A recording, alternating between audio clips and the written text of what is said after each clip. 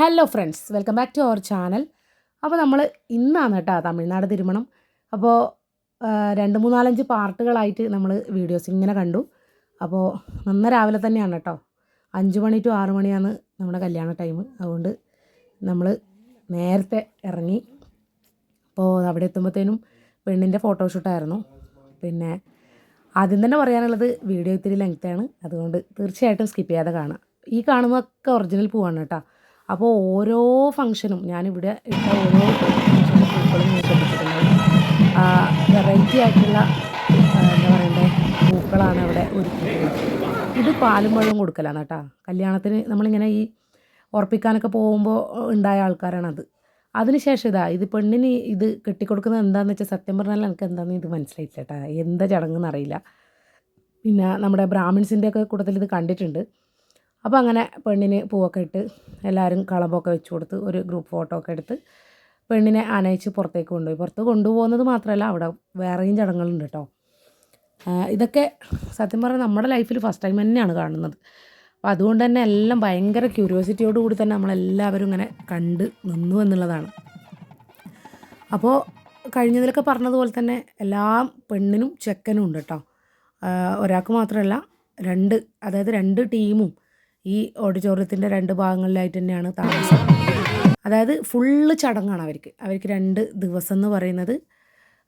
ഏതാണ്ട് എന്താ പറയണ്ടേ, മോർണിംഗ് സ്റ്റാർട്ടായി കഴിഞ്ഞാൽ പിന്നീട് കല്യാണം കഴിഞ്ഞന്ന് വൈകിട്ടെന്ന് പറഞ്ഞാൽ 2 ദിവസം ഫുള്ള് കല്യാണത്തിൻ്റെ ചടങ്ങുകളാണ് കേട്ടോ. സത്യം പറഞ്ഞു കഴിഞ്ഞാൽ ഇവരൊക്കെ കണ്ടു പഠിക്കണം എന്ന് നമുക്ക് തോന്നിപ്പോകും ചില സമയങ്ങളിൽ. കാരണം അത്രയും പവിത്രമായിട്ടുള്ളൊരു ഒരു ചടങ്ങുകളും കാര്യങ്ങളൊക്കെയാണ് കേട്ടോ ഇവരെ ഈ കല്യാണം എന്ന് പറയുന്നത്. നമ്മുടെ കല്യാണവും ഇതും തമ്മിൽ കമ്പയർ ചെയ്യുന്ന സമയത്ത് മോരും മുതിര എന്ന് പറയേണ്ടി വരും കേട്ടോ. അത്ര വ്യത്യാസമാണ്. പിന്നെ പെണ്ണിന് ചെയ്ത പോലെ തന്നെ ചെക്കനെ മാലയൊക്കെ ഇട്ട് സ്വീകരിച്ച് ഇങ്ങനെ കൊണ്ടുപോവാണ്. അപ്പോൾ നിങ്ങൾക്ക് സമയം ഏതാണ്ട് മനസ്സിലാകുന്നുണ്ട്. അങ്ങനെ അത്ര ഒരു വെളിച്ചമൊന്നും വന്നില്ല. അപ്പോൾ നമ്മൾ അവിടുന്ന് ഇറങ്ങി കോവിലോട്ട്. അവിടുന്ന് ഒരു അരമണിക്കൂർ പോകാനുണ്ടായിരുന്നു കേട്ടോ. അപ്പോൾ നമ്മൾ കല്യാണമുള്ള കോവിലേക്ക് എത്തി.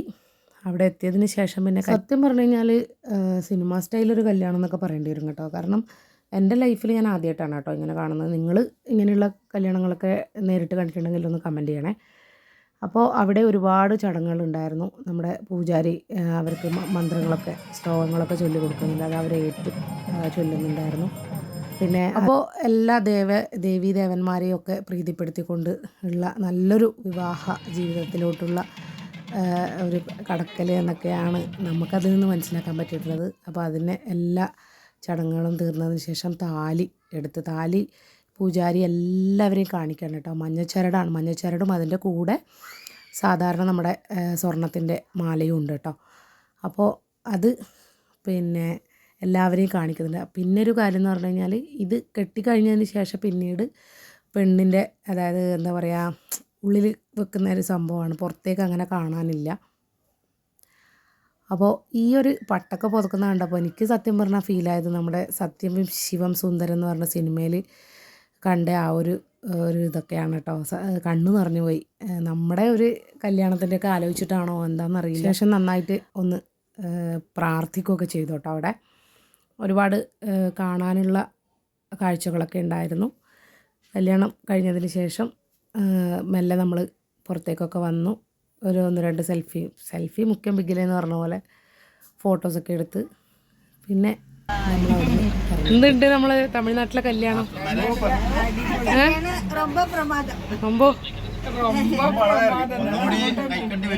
സത്യം പറഞ്ഞാൽ എല്ലാവർക്കും ഇഷ്ടപ്പെട്ടു കേട്ടോ.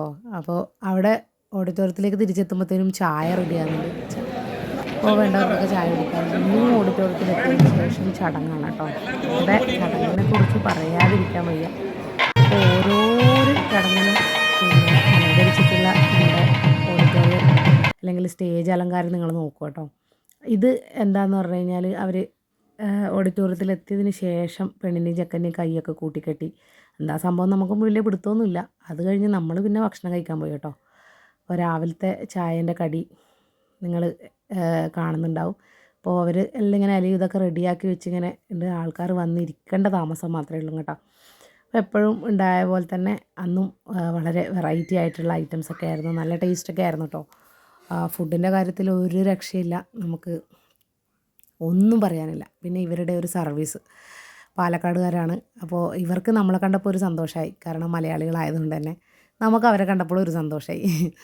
അപ്പോൾ ഇതൊക്കെ ഈ സേമിയയിൽ വിളമ്പിയത് എന്താണെന്ന് പോലും നമുക്കറിയില്ല കേട്ടോ. അപ്പോൾ പിന്നെ നമ്മൾ വീണ്ടും റൂമിലേക്ക് വന്ന്, അപ്പോൾ ഇവരൊന്നും കല്യാണത്തിന് വന്നിട്ടുണ്ടായിട്ടില്ല. അപ്പോൾ അവരൊക്കെ ഒന്ന് റെഡിയായതിന് ശേഷം നമ്മൾ വീണ്ടും ഓഡിറ്റോറിയത്തിലേക്ക് എത്തി. പിന്നെ നമ്മളൊരു ഫാമിലി ഫോട്ടോ ഒക്കെ എടുത്ത് നമ്മൾ അവിടുന്ന് ഇറങ്ങി. പിന്നെ ഉച്ചക്കത്തെ ഫുഡൊക്കെ കഴിച്ച് പിന്നെ നമ്മൾ വൈകുന്നേരം ഡ്രസ്സൊക്കെ മാറ്റി ഞങ്ങളങ്ങനെ തമിഴ്നാട്ടിൽ നിന്ന് തിരിച്ചു കേട്ടോ. അപ്പോൾ സത്യം പറഞ്ഞാൽ തിരിച്ചു വരുമ്പോൾ നമ്മൾ AC ആയിരുന്നു ബുക്കാക്കിയിട്ടുണ്ടായിരുന്നത്. എല്ലാവർക്കും നല്ല ക്ഷീണം ഉണ്ടായതുകൊണ്ട് തന്നെ പെട്ടെന്ന് കയറി കിടന്നു. അത്രയൊക്കെ ഉള്ളൂ. ബായ്.